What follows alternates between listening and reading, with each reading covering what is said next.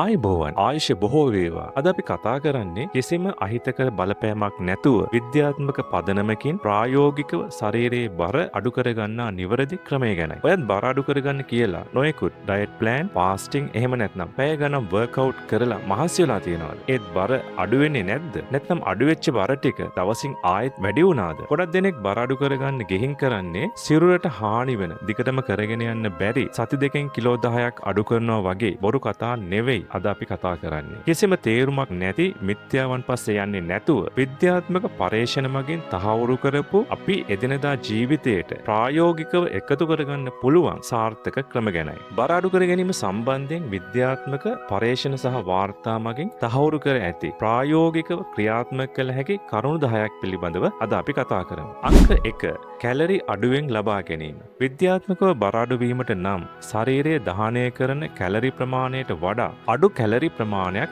ආහාර මගින් ලබා ගත යුතුයි. පරීක්ෂණ වාර්තාවක් වන Journal of the Academy of Nutrition and Dietetics හි පළ වූ අධ්‍යයනයකට අනුව දෛනික අවශ්‍යතාවයෙන් කැලරි 300ත් 500ත් අතර ප්‍රමාණයක් අඩු කිරීමෙන් සෞඛ්‍යාරක්ෂිතව සතියකට කිලෝග්‍රෑම් 0.5ක් පමණ දිගුකාලීනව බර අඩු කරගත හැක. ප්‍රායෝගිකව එකපාරටම කෑම භාවිතා කරන ප්‍රමාණය අඩු කරන්න එපා. අමතර ෂණික කෑම සහ පැණිබීම පාලනයෙන් කැලරි ඌනතාවයක්, කැලරි ඩෙෆිසිට් එකක් හදාගන්න.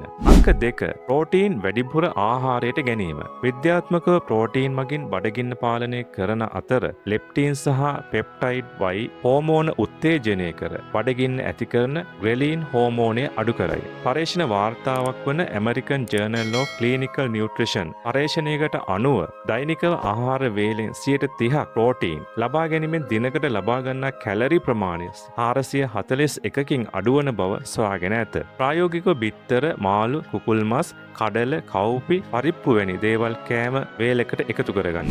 අංක 3. ශක්තිජනක සහ බර එසවීමේ ව්‍යායාම. විද්‍යාත්මකව කැලරි පාලනයේදී සිරුරේ තැන්පත් තෙල් මෙන්ම පේශිද දියවේ. එමගින් පේශි ප්‍රමාණය ආරක්ෂා කර BMR බෙසල් මෙටබොලික් රේට් එක ඉහළ නංවයි. පරීක්ෂණ වාර්තාවක් වන ඔබිසිටි ජර්නල් හි සඳහන් වන්නේ කාඩියෝ ව්‍යායාම විතරක් කරන අයට වඩා ශක්තිජනක සහ බර එසවීමේ ව්‍යායාම කරන අයගේ උදරයේ තෙල් විසරල් ෆැට් වේගෙන් අඩුවන බවයි. ප්‍රායෝගිකව සතියට දවස් 3ක්වත් ශක්තිජනක ව්‍යායාම වන පුෂ් අප් සහ ස්කොට් වැනි වේට් ට්‍රේනින් ව්‍යායාම කරන්න. අංක 4. පිරිපහදු කළ කාබෝහයිඩ්‍රේට් සහ සීනි නැමැත්වීම. විද්‍යාත්මකව සුදු සීනි, පාන්, බිස්කට් සහ පැණිබීම මගින් උදරයේ ග්ලූකෝස් මට්ටම ක්ෂණිකව ඉහළ ගොස් ඉන්සියුලින් හෝමෝනය වැඩි වේ. ඉන්සියුලින් යනු ශරීරයේ තෙල් තැන්පත් කරන හෝමෝනයයි. පරීක්ෂණ වාර්තා වන The Lancet සංග්‍රහයේ පරීක්ෂණයකට අනුව පිරිපහදු කළ කාබෝහයිඩ්‍රේට් වෙනුවට රතුබත්, පුරක්කන්, ඕට්ස් භාවිතය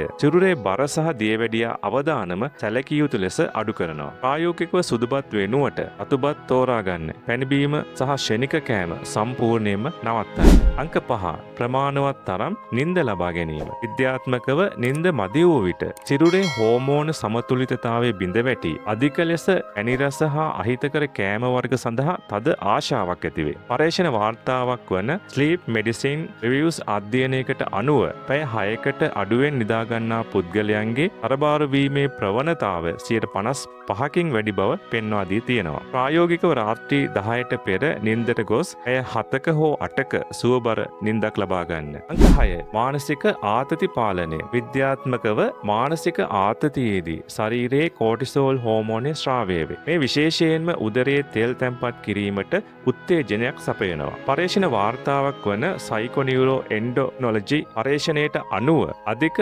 ආතතියෙන් පෙළෙන පුද්ගලයන් කැලරි වැඩි අධික තෙල් සහ සීනි සහිත කෑම වර්ග ලබා ගැනීමට ඇති ප්‍රවණතාව වැඩි. පරීක්ෂණ වලින් සොයාගෙන තියෙන්නේ අපගේ මානසික ආතතිය සහ හෝමෝන ක්‍රියාකාරීත්වය කෙලින්ම අපේ බර පාලනයට බලපාන බවයි. ප්‍රායෝගිකව ආතතිය පාලනය සඳහා භාවනාව, යෝගා කිරීම, හුස්ම ගැනීමේ ව්‍යායාම හෝ තමන් ආශා කරන විනෝදාංශ ජනක ක්‍රියාකාරකමක නිරත වීම වඩා සුදුසුයි. අංක 7. ද්‍රව්‍ය තන්තු soluble fiber බහුල කෑම ආහාරයට ගැනීම. විද්‍යාත්මකව තන්තු ජලය ජලය සමග එකතු වී ආමාශය තුල ජෙල් එකක් වැනි තත්වයක් සාදයි. එමගින් ආහාර ශරීරයට අවශෝෂණය කර ගැනීම ප්‍රමාදකර වැඩි වේලාවක් බඩ පිරී තිබීමට සලස්වයි. පර්යේෂණ වාර්තාවක් වන NCBI අධ්‍යයනයකට අනුව දිනකට ලබා ගන්නා soluble fiber ප්‍රමාණය ග්‍රෑම් 10කින් වැඩි කරන විට වසර 5ක් ඇතුළත උදරයේ තෙල් ප්‍රමාණය 3.7කින් අඩුවන බව සොයාගෙන තියෙනවා. ප්‍රායෝගික වශයෙන් එළවලු, පලා වර්ග, කඩල, හාතාවාරය සහ ඕට්ස් වැඩිපුර කෑමට එකතු කරගන්න. 8. කෑමට පෙර වතුර වීදුරුවක් බීම. විද්‍යාත්මකව වතුර බීම මගින් කෙටි කාලීනව ශරීරයේ කැලරි දහනය වන වේගය මෙටබොලික් රේට් එක 24-30 අතර ප්‍රමාණයකින් ඉහළ නංවනවා. පර්යේෂණ වාර්තාවක් වන ඔබීසිටි සංගරාවේ පළ වූ අධ්‍යයනයකදී ප්‍රධාන කෑම වේලට විනාඩි 30කට පෙර වතුර ලීටර් 0.5ක් එමන් නැත්නම් වීදුරු 2ක් පානය කළ පිරිස වතුර නොබී සිටි පිරිසට වඩා 44කින් වැඩිපුර බර අඩු කරගෙන ඇත. ප්‍රායෝගිකව කෑමට විනාඩි 30කට පෙර වතුර වීදුරු 1ක් හෝ වතුර වීදුරු 2ක් ඔන්න පුරුදු වෙන්න. අංක 9 සෙමින් කෑම ගැනීම. විද්‍යාත්මකව අපේ බඩ පිරී ඇති බව මොළයට දැනුම් දීමට විනාඩි 20ක පමණ කාලයක් ගත කරනවා. වේගයෙන් කන විට අවශ්‍ය ප්‍රමාණයට වඩා කැලරි ශරීරයට ඇතුල්වීමක් සිද්ධ වෙනවා. පර්යේෂණ වාර්තාවක් වන BMJ Open සංගරාවේ පර්යේෂණයකට අනුව හෙමින් කෑම කන පුද්ගලයන් වේගයෙන් කෑම කන පුද්ගලයන්ට වඩා 42කින් තරබාරු වීමේ අවදානම අඩු බව සොයාගෙන තියෙනවා. ප්‍රායෝගිකව ටීවී, ෆෝන් බලන්නේ නැතුව කෑම එක රස විඳිමින් සෙමින් ආහාරයට ගන්න. අංක 10 ව්‍යායාම නොවන දෛනික ක්‍රියාකාරකම් මගින් කැලරි දහනය වැඩි කිරීම. විද්‍යාත්මකව ජිම් එකේ කරන ව්‍යායාම හැරුණු විට දිනෙදා කරන ඇවිදීම, සිටගෙන සිටීම, ගෙදර දොරේ වැඩවැනි ක්‍රියාකාරකම් මගින් දහනය වන කැලරි ප්‍රමාණය NEAT ලෙස හැඳින්වේ. Non exercises activity thermogenesis. පර්යේෂණ වාර්තාවක් වන Mayo Clinic හි පර්යේෂණවලට අනුව දවස පුරා එකතැන වාඩි වී සිටින අයට වඩා ක්‍රියාශීලීව සිටින අය දිනකට කැලරි 200ත් 500ත් අතර වැඩි ප්‍රමාණයක් දහනය කරනවා. ප්‍රායෝගිකව දිනකට පියවර 8000ත් 10000ත් අතර ඇවිදින්න. ලිෆ්ට් එක වෙනුවට පඩිපෙළ පාවිච්චි කරන්න. ඒකට සැරයක්වත් අවම වශයෙන් නැගිටලා ඇවිදින්න. බර අඩු කරගන්නවා කියන්නේ සති දෙකකින් හෝ මාසයකින් ඉවර වෙන රේස් එකක් නෙවෙයි. ඒක ඔයාගේ මුළු ජීවිත කාලයටම එකතු කරගන්න. ආරක්ෂිත සහ සෞඛ්‍ය සම්පන්න ජීවන රටාවක්. healthy lifestyle එක.